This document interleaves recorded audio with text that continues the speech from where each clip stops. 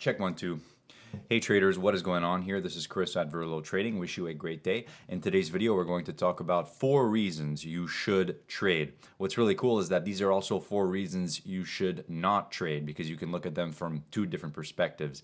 The point of this is to help out newer traders out there in this world full of misinformation and distractions, and hopefully that this content can help out somebody out there. All of these things are based on our own experiences in the markets for around the last 3.5 years in trading.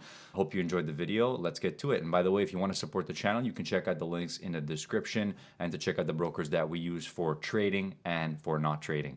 The first reason why you should or should not trade is, number 1, you have the ability to allow trading to become part of a consistent daily routine.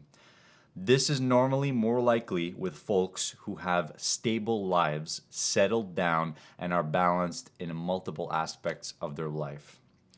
Don't be a YouTuber or an entrepreneur. Don't be young and building a nest egg. And I'm actually speaking from experience of traders that I've spoken to in my time of trading. I've seen that the majority of traders who have achieved some level of consistency in their trading for many months, if not many years in a row, all of these people are generally settled down. They have a wife and kids. That's what I've noticed, okay? And just to put it in perspective, I'm not that at all. But it doesn't matter. This is not about me. It's about generally. So the next thing is we have genetic programming where the man is expected to provide stability for the household. It relates to kind of our primal instinct or our overall programming from our ancestors. And generally the man is there to provide some form of stability for the family.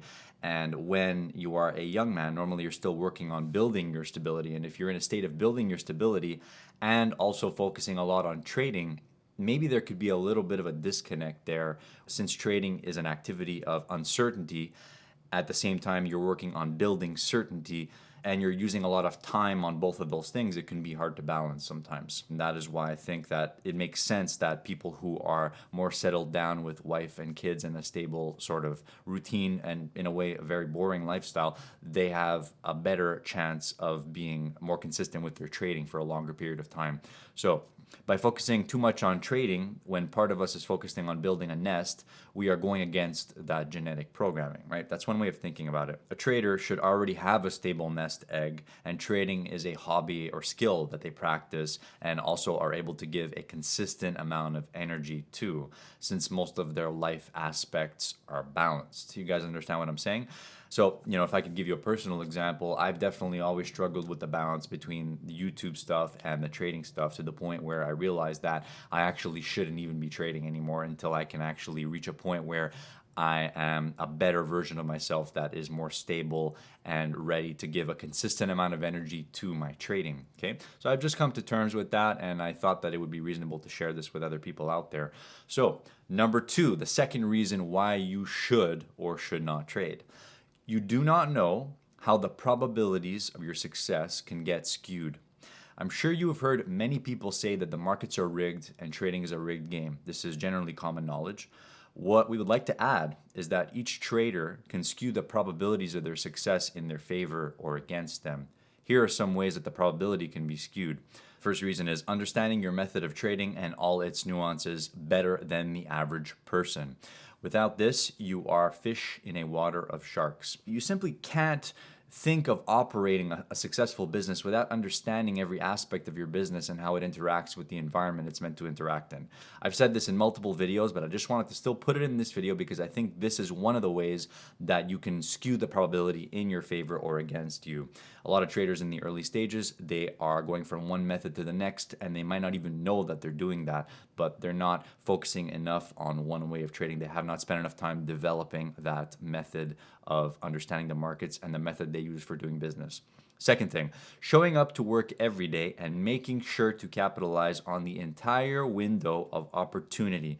This is very, very crucial if you do day trading. Absolutely 100% super important. Let me try to give you an example. Let's say you're a US Treasuries trader. The US bond pit session opens at 8:20 in the morning. Generally speaking, there is volatility from around 8 in the morning Eastern time until around maybe 10:30 a.m. Eastern time.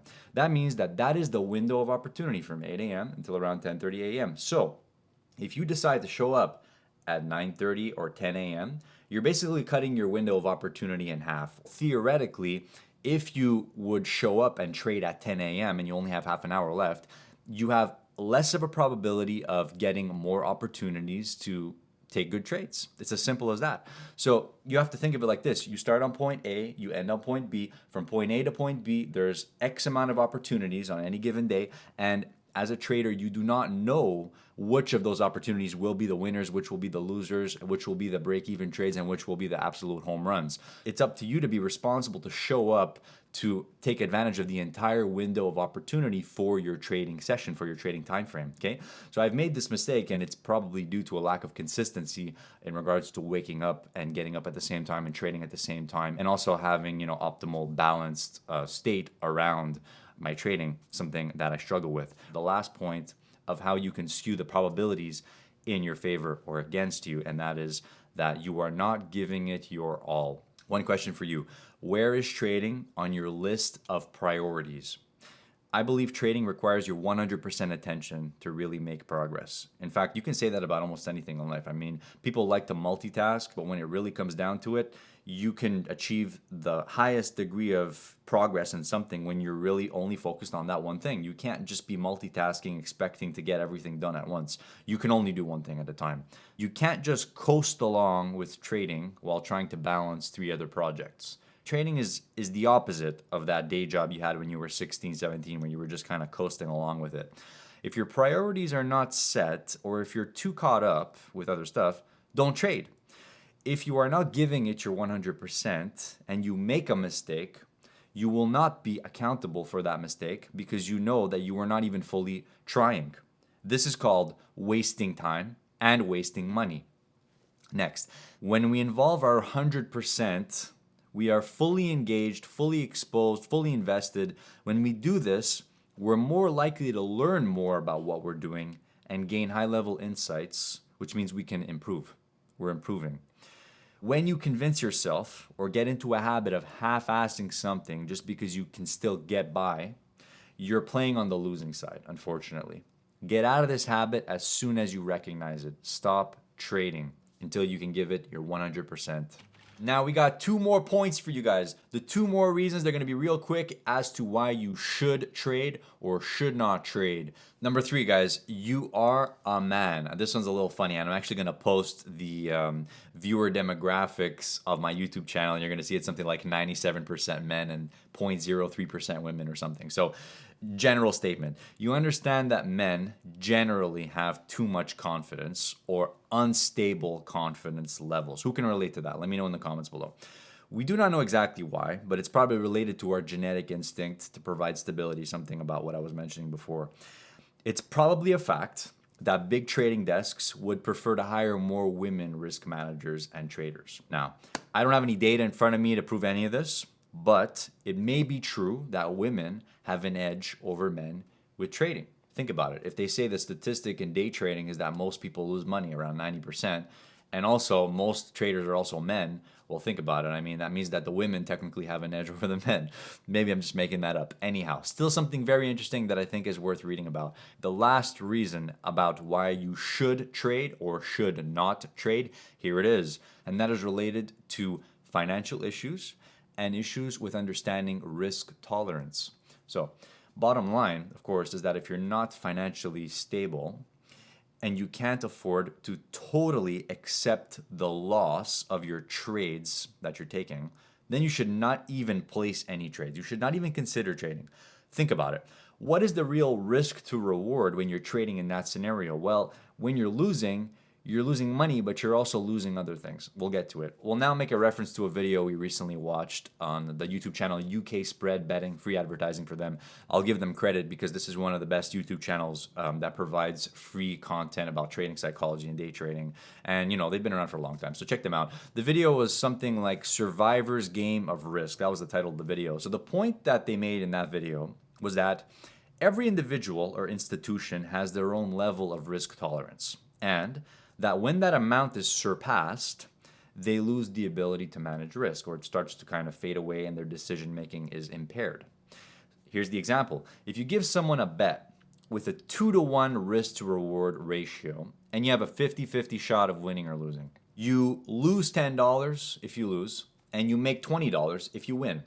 Anybody in their right mind, including their grandma and doctor, will take this bet, because if you take that bet endlessly, eventually you'll end up with a profit. The second bet gives a 4-to-1 risk to reward, also with a 50-50 shot, but the dollar amounts associated with this bet are much, much higher. So you just add around 5 or 6 zeros to the end of those numbers. So for example, if you lose 5 million, and if you win 20 million, you have 50-50 shot. Well, maybe not everybody's comfortable losing 5 million. And when you start thinking about that, because the dollar amount is so high relative to your personal risk tolerance, all of a sudden you lose the ability to understand that the 4-to-1 risk to reward is much better than the 2-to-1, but you'll still go to the 2-to-1 because you can't fathom the loss of a $5 million loss. You will prefer to take the first bet because the second bet, you start thinking of how that money is impacting you because it's outside of your risk tolerance. Learn what your true risk tolerance is, because if you're pushing out of that threshold, you're starting to play the negative sum game. Your decision making gets impaired, you lose money, you lose time, and most importantly, you lose your health. All right, guys, I hope you enjoyed this video, and we'll see you in the next one. Take care, bye.